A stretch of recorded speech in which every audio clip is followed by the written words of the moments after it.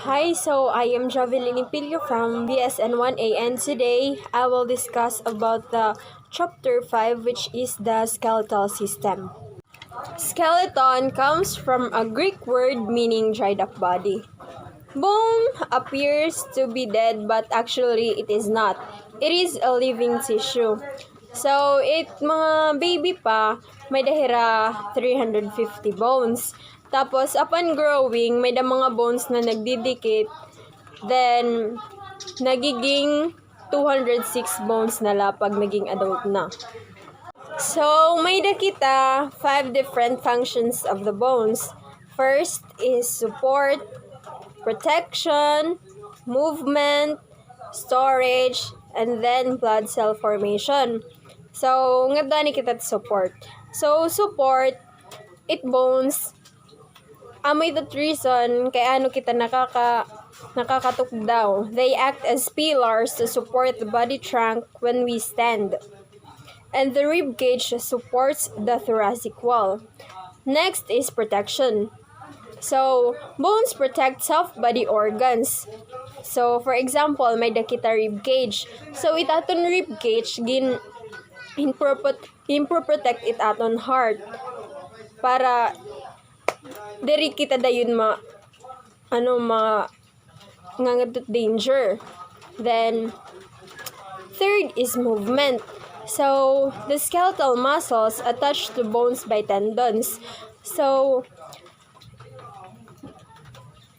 it uses the bones as levers to move the body and its parts. So, amidong reason, kay ano kita nakakabuhatin mga mabugat, nakakalangoy, nakakalakat, agiton hit,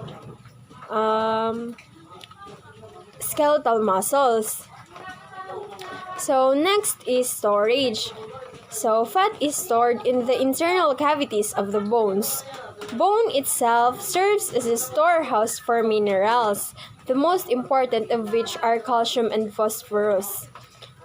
So, next is the blood cell formation. So, the blood cell formation or hematopoiesis occurs within the marrow cavities of the bones. So, that was the functions of the bones.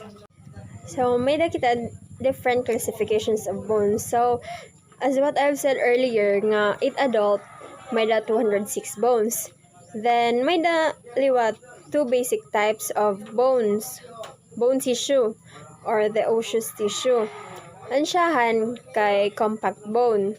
Nginhin, ani kaduha is spongy bone. So, first, compact bone.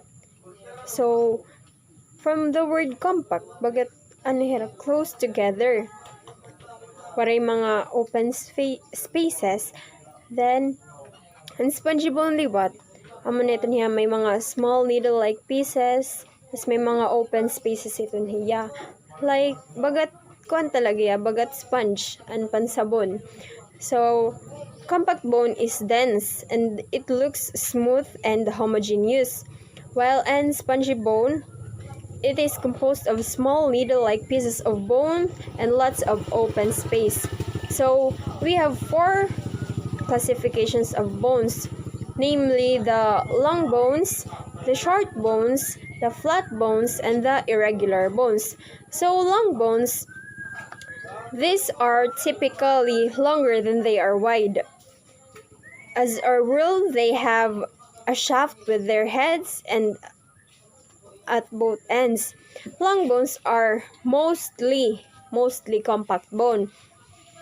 So, all of the bones of the limbs except the patella or the kneecap and the wrist and ankle bones are long bones. So, example hini an humerus or the bone here. So, next is short bones. Short bones are generally cube-shaped and contain mostly spongy bone. The bones of the wrist and ankle are short bones. Sesamoid bones, which form within tendons or the bone to muscle, are a special type of short bone. So the best example of short bone is the patella or the kneecap. So next is the flat bones. Flat bones are thin, flattened, and usually curved. They have two thin layers of compact bone, sandwiching a layer of spongy bone between them. Most bones of the skull, the ribs, and the sternum or breastbone are flat bones. So, ang sternum, ito niya example hit flat bones or the bone here. Dididapit. Next is the irregular bones. So, bones that do not fit one of the preceding categories are called irregular bones. The vertebra, which make up the spinal column, and the hip bones fall into this group. So, amo to niyan example han irregular bone and aton vertebra. So, let's go through the structure of a long bone. So, and the diaphysis, it makes up most of the bone's length. So this is the diaphysis. So it is composed of compact bone, as you can see here.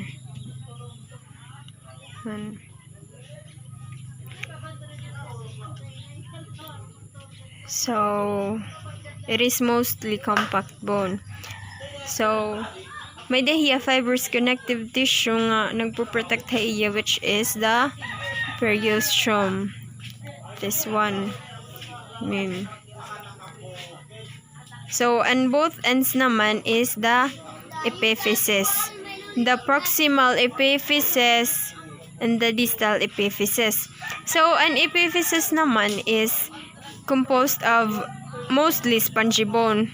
Tapos may dahiyagutin na part na compact bone. Then, an iya protective layer naman is the articular cartilage. Kumbaga, diaphysis and protective layer niya is the periosteum or the protective fibrous tissue, connective tissue. Then, didi naman is articular cartilage. So, this, as you can see, may dia spongy bone. Then, next is may diagotin na part na compact bone. Tapos, an iya protective layer is the articular cartilage. So, adi naman medullary cavity. So, amin hiya ang storage for adipose tissue or fats. So, the diaphysis or the shaft makes up the bone's length and is composed of compact bone. So, the diaphysis is covered and protected by a fibrous connective tissue membrane called the periosteum. So, the epiphysis, or it is the ends of the long bone, consists of thin layer of compact bone enclosing an area filled with spongy bone. So, articular cartilage instead of a periosteum covers its external surface. So, because the articular cartilage is a glossy hyaline cartilage, it provides a smooth, slippery surface that decreases friction at joint surface. So, in adult bones, there is a thin line of bony tissue spanning the epiphysis that looks a bit different from the rest of the bone in that area. So, this is the epiphyseal line. The epiphyseal line is a remnant of the epiphyseal plate or a flat plate of hyaline cartilage seen in a young growing bone. So, an epiphyseal plate, amin hiyan reason kung kaano kita nag-grow. So, pag nag-grow na kita tapos complete na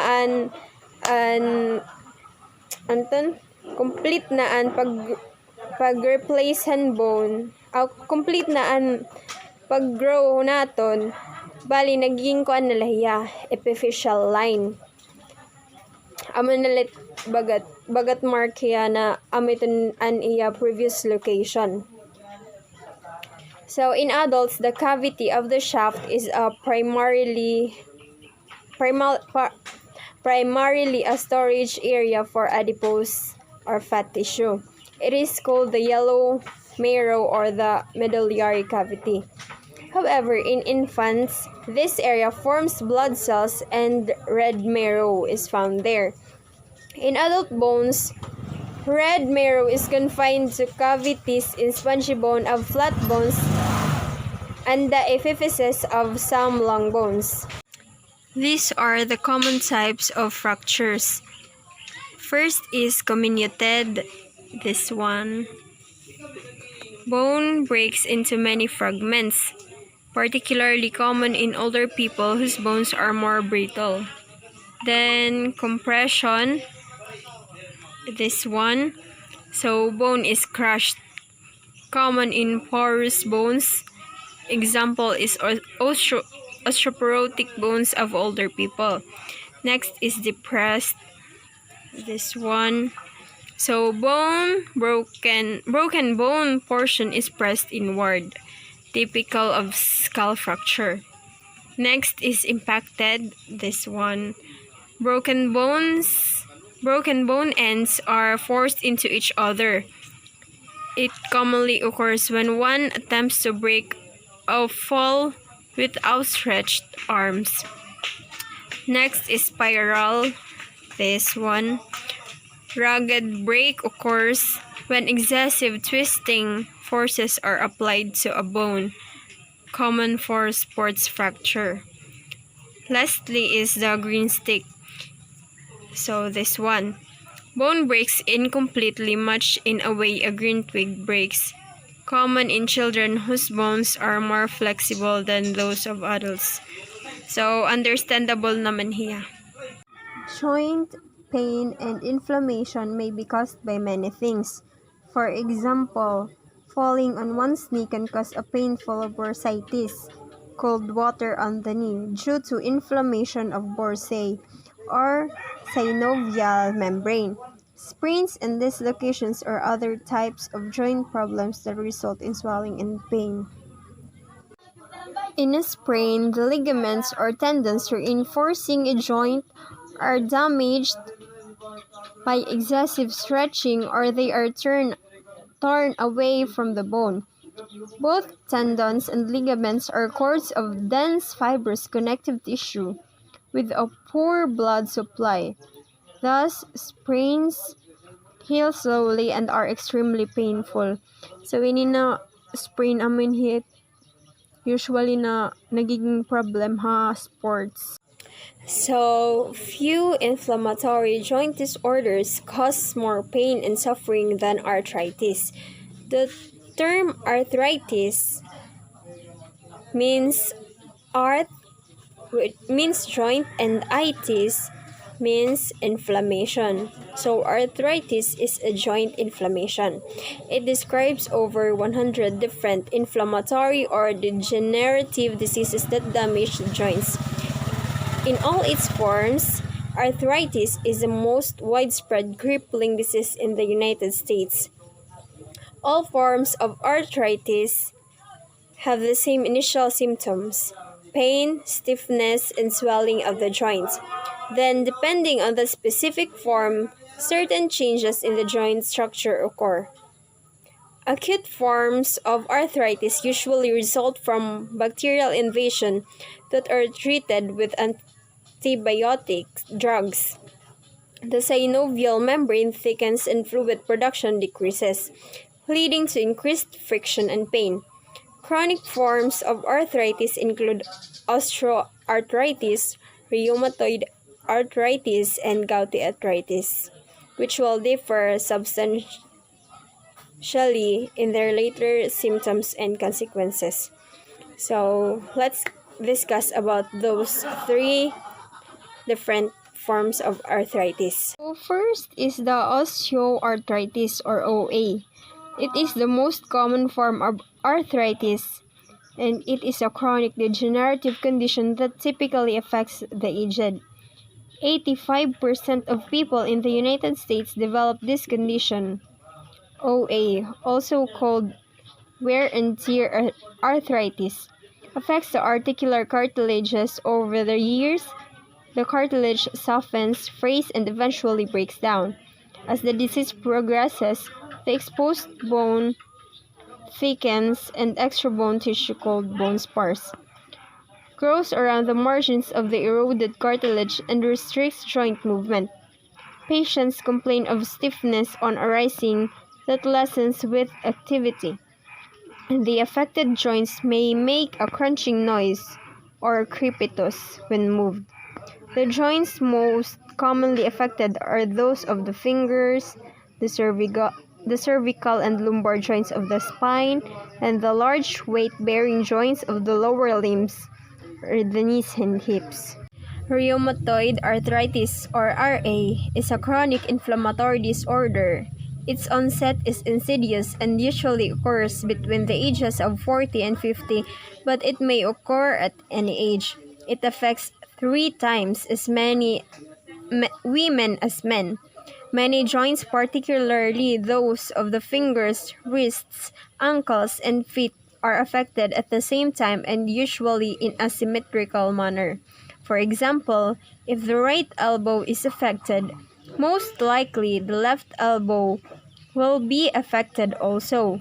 The course of RA varies and is marked by remissions and flare-ups. RA is an autoimmune disease, a disorder in which the body's immune system attempts to destroy its own tissues. The initial trigger for this reaction is unknown, but some suspect that it results from certain bacterial or viral infections. The gouty arthritis or gout is a disease in which uric acid, a normal waste product of nucleic acid metabolism, accumulates in the blood and may be deposited as needle-shaped crystals in the soft tissues of joints. This leads to an agonizingly painful attack that typically affects a single joint, often in the great toe. Gout is most common in men and rarely appears before the age of 30. It tends to run in families, so genetic factors are definitely implicated.